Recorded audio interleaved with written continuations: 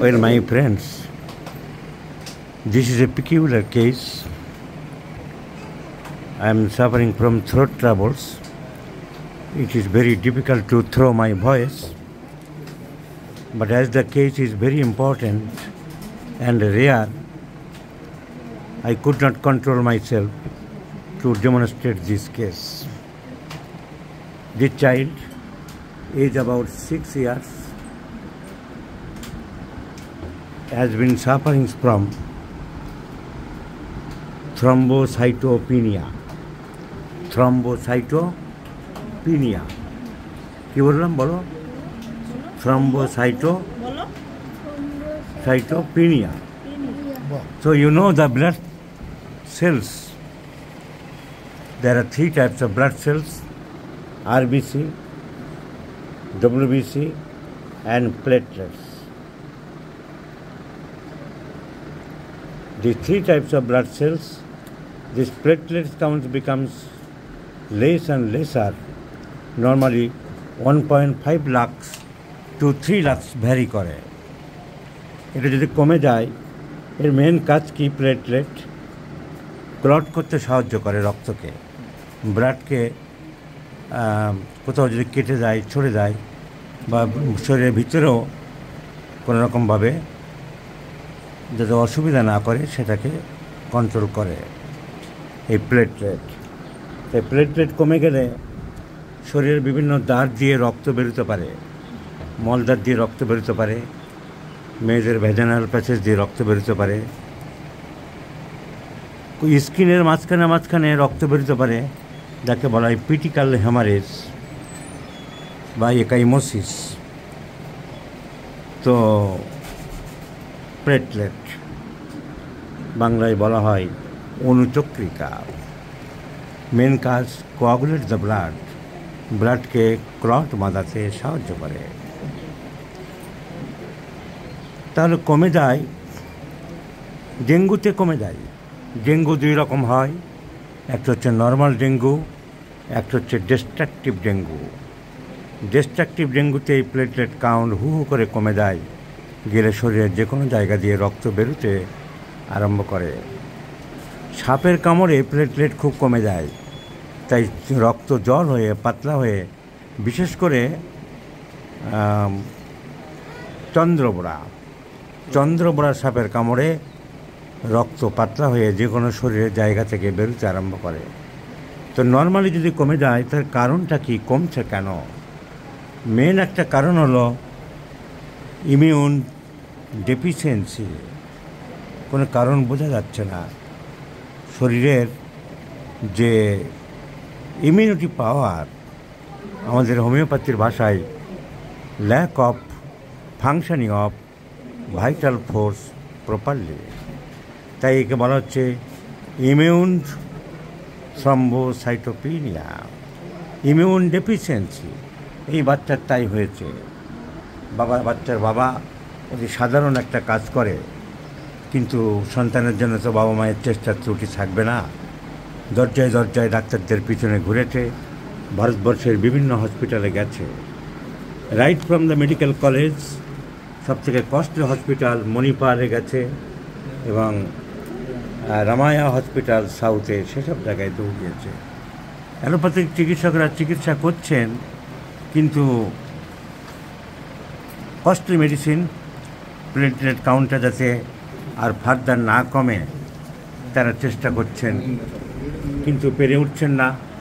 তাছাড়া ডাক্তারবাবুরা তো বলেই দিয়েছেন, যখনই ওষুধ বন্ধ করবে তোমার ছেলের আবার সমস্যা হতে পারে, আবার জায়গা দিয়ে চামড়া দিয়ে এরকম রক্ত বেরোতে পারে, রিল্যাপসিং সিমটম দেখা দিতে পারে।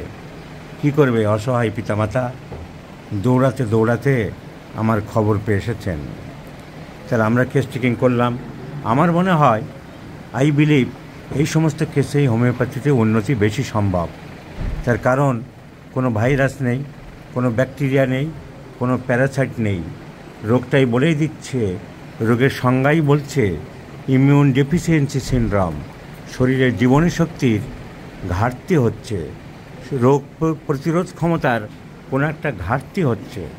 তা হোমিওপ্যাথিক যদি ঠিক হয়, যদি রোগ প্রতিরোধ ক্ষমতাকে বাড়াতে পারে, যদি ওই treat the patient not the disease theory ঠিক থাকে, যদি আমরা ভাইটাল ফোর্সের উপরে ট্রিটমেন্ট করি, তাহলে তো এটাই উপযুক্ত ক্ষেত্র বলে আমার মনে হয় এবং উপকার হওয়া উচিত।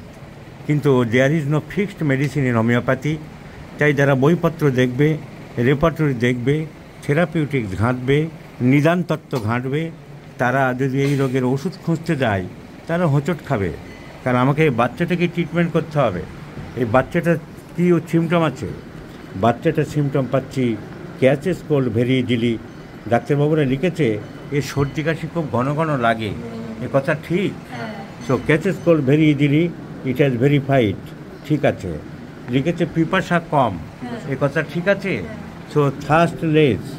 লিখেছে ঘাম খুব বেশি এবং মাথার দিকে, ঘাড়ের দিকে খুব ঘাম বেশি হয়। So profuse perspiration at the upper part of the head. লিখেছে মাংস বেশি পছন্দ করে আর ডিমটাও পছন্দ করে, এই কথা ঠিক? বাচ্চা কোন খাবার বেশি ভালোবাসো? মাছ, মাংস, ডিম? কোনটা ভালোবাসো বলো, কিচ্ছু হবে না, বলো। বাচ্চা ধীর স্থির, একটু শান্তশিষ্ট, আর স্টেরয়েডের প্রভাবে আরও বেশি প্রবলেম হয়ে গেছে। এইসব ওষুধগুলো কী হয়, কগনিটিভ পাওয়ারকে ডিস্টার্ব করে, মেধাশক্তি সব কিছুর উপরে একটা প্রভাব ফেলে। কাঁচা নুন খুব খায়, এমনকি চুরি করেও নুন খায়। এই নুন চোর বেটা, তুমি নুন চুরি করে খাও। লোকে ভালো জিনিস চুরি করে আর তুমি নুন চুরি করে খাও। সো ডিজায়ার ফর সল্ট, কাঁচা লবণ খায়, মাংস খায়, ডিম খায়, মিষ্টি খুব একটা পছন্দ করে না। কনস্টিপেশন টেন্ডেন্সি, পায়খানায় একদিন দুদিন পর পর করে। অন্ধকারের ভয় আছে, শব্দের চেঁচামেচিতে ভয়, যার জন্যে থান্ডার স্টর্মে ভয় আছে। এই বাচ্চা চেহারা আগে ছিল এরকম সুন্দর চেহারা ছিল, তো নায়ক লাগছে গো, নায়কটা বেটা। তো এত সুন্দর চেহারা ছিল, স্টেরয়েডের প্রভাবে এটা মুখে দেয় না, স্টেরয়েডের প্রভাবে মোটা হয়ে যাচ্ছে। কারণ এক প্রেজেন্টে ওয়াইসোলন 5 মিলিগ্রাম 10 মিলিগ্রাম করে চলছে, ওয়াইসোলন 10, কখনো 5, আবার 10, আবার 5, এরকম 20ও চলেছে। তাহলে স্টেরয়েডের প্রভাবে বাচ্চাটা মোটা হয়ে যাচ্ছে, মুখ টুকরো চাঁদের মতো হয়ে যাচ্ছে। তো স্টেরয়েডটা বন্ধ করে যদি বাচ্চাকে হোমিওপ্যাথিতে সুস্থ করতে পারি, তাহলে এর বাবা মা যেমন আনন্দিত হবে, বাচ্চাটার লাইফ স্প্যান যেমন বাড়বে, ভালো হবে।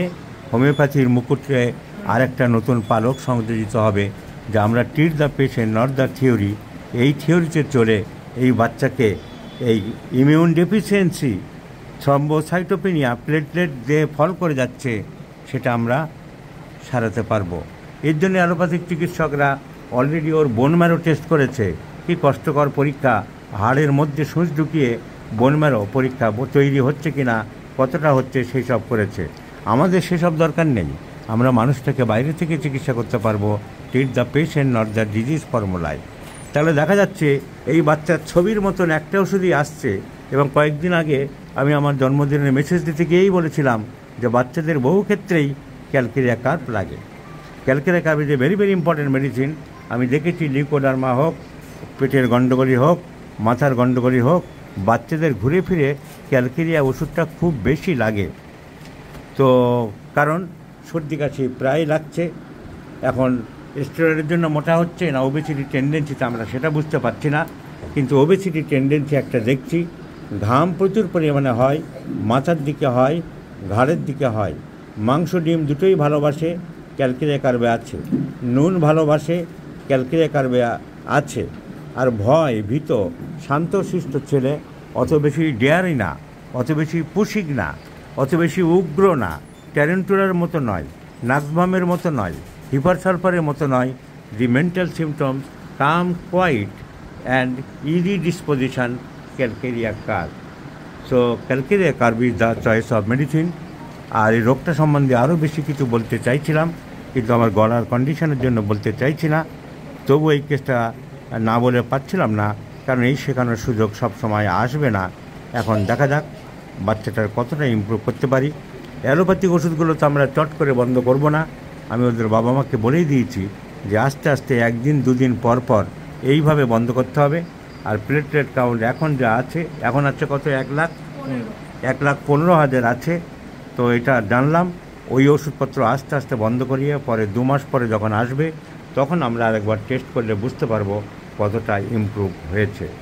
So this is a peculiar case my friend, and this case is known as disease is known as immune thrombocytopenia, because the platelet counts are coming down from its normal range day to day, and our selected medicine is calcarea carb on the basis of catches cold very easily, tendency to obesity, desire for meat and egg, desire for salt, constipated, passes stool on to 2 days interval, fear of darkness and sensitive to noise, and the child is fearful, not fearlessness but fearfulness, and calm and quiet. So let's prescribe calcarea carb in 50 millisievert scale of potency 0/1, 2, 3, 4 twice in a day, morning and evening, for at least 2 months, and let's see the result. I shall share you, my friends. তোমাদেরকে অসংখ্য ধন্যবাদ তোমাদের বাচ্চার ভিডিওটা ডাক্তারদের শেখানোর জন্য তোমরা তোমাদের ছবি সহ তোলার পারমিশন দিয়েছো বলে তোমাদেরকে অসংখ্য ধন্যবাদ জানাই।